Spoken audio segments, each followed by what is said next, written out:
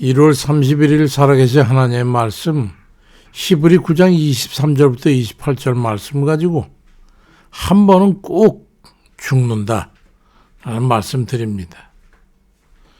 그전에도 몇 번 인용한 예화입니다마는 인류 최고의 정복자였던希腊의 위대한 왕 알렉산더 다왕이 워낙 굉장한 왕이었기 때문에 그의 아버지 필립 왕의 업적이 가려있지만 사실은希腊의 왕정의 기틀을 다지고 알렉산더 대왕으로 하여금 정복 전쟁을 할 수 있는 강력한 군대를 갖추게 했던 왕이 바로 그 아버지인 필립 왕이었습니다.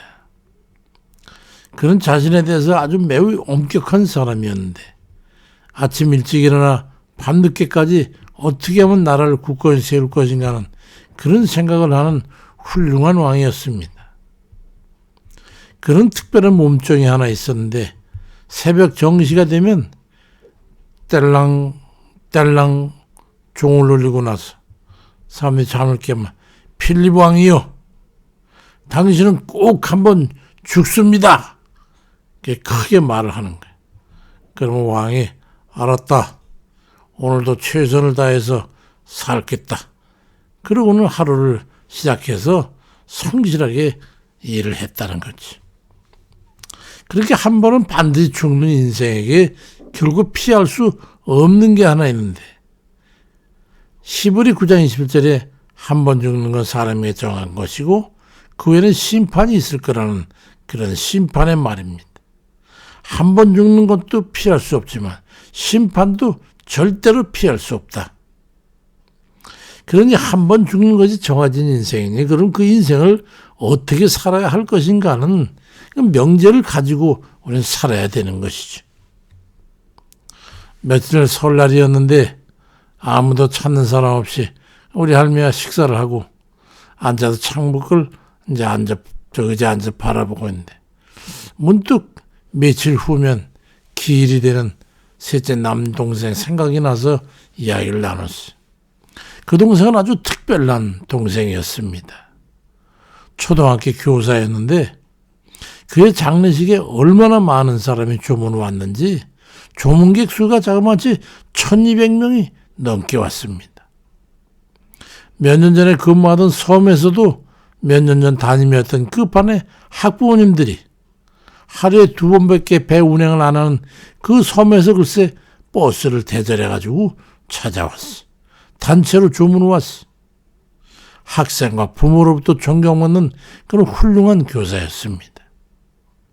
그 동생이 특별한 것은 많은 이들에게 덕을 끼치고 존경을 받는 그런 것도 있지만은 제 동생이 극적인 구원을 받고 돌아간 그게 특별한 거죠.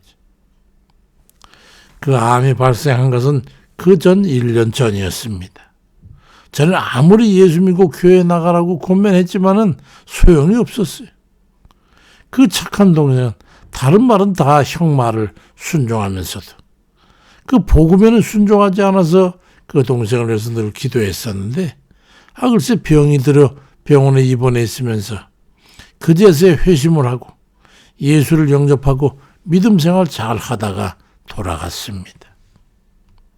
생애 마지막 1년을 기도와 예배에 정말로 열심을 다하고 지난날의 모든 죄를 다 용서해달라고 하나님 앞에 늘 눈물과 감사로 속죄를 위해서 기도하고 못다한 충성을 다하려는 듯이 교회에서 열심을 다했다고 그 교회의 목사님이 전해왔습니다. 제 동생은 그렇게 예수 그리스도를 영접하고 죄를 회개하고 주님 품으로 돌아갔어요. 그보다 더한 감사한 일이 어디 있겠습니까? 우리는 항상 누구든지 다 예비하고 있어야 되는 게 있습니다. 마태복음 24장 44절에 이러므로 너희도 예비하고 있으라 생각지 않은 때에 인자가 오리라고 말씀하고 있습니다. 그럼에도 불구하고 많은 사람들이 아무렇게나 살다가 허무하게 죽음을 맞이하고 천국 가진 불못으로 가는 겁니다. 우리도 육신의 생명이 다하면 하나님 나라로 가야 될 거 아니겠습니까? 로마서 6장 23절엔 죄의 삭은 사망이요 하나님의 은사는 그리스도 예수 우리 주 안에 있는 영생이라고 하는 그 말씀 앞에 우리는 가부의 심판을 받게 되는 겁니다. 예수 그리스도를 믿고 구원받아야 되는 그 조건에 충족되어야 되는 거예요. 에베소 2장 8절 이하에도 너희가 그 은혜를 인하여 믿음으로 말미암아 구원을 얻었나니 이것이 너에게 난 게 아니고 하나님의 선물이라. 행위에서 난 것이 아닌 이는 누구든지 자랑치 못하게 함이라고 말씀하고 있습니다. 우리가 천국에 들어가는 것은 사람들에게 선한 자비를 베풀어서도 아니고 착하게 살아서도 아닙니다. 모두에게 존경을 받아서도 아니고 예수 구주로 영접해서 믿고 자신의 죄를 다 고백하고 회개해서 용서를 받고 하나님의 은혜로 영원한 천국에 들어가는 거예요.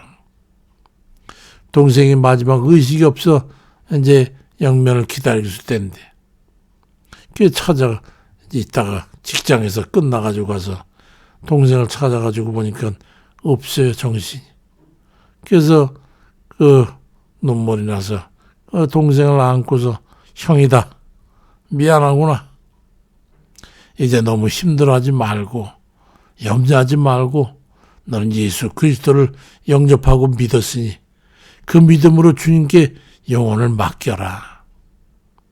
주님 나라에서 평안이 있으면 그렇게 보고 싶어하던 어머니도 만나고 주님과 함께 생명수 강가에서 편히 쉬어. 거기서 곧 만나자꾸나. 그랬더니 숨이 잦아들면서 손에 쥐었던 힘을 빼고 숨을 거두더라고요. 성경 로마서 13장 13절엔 누구든지 주의 이름을 부르는 자는 구원을 얻으리라고 말씀합니다. 이 세상에 죄를 짓지 않고 살아가는 사람은 없어요. 모든 사람이 다 죄인들인 까닭이죠.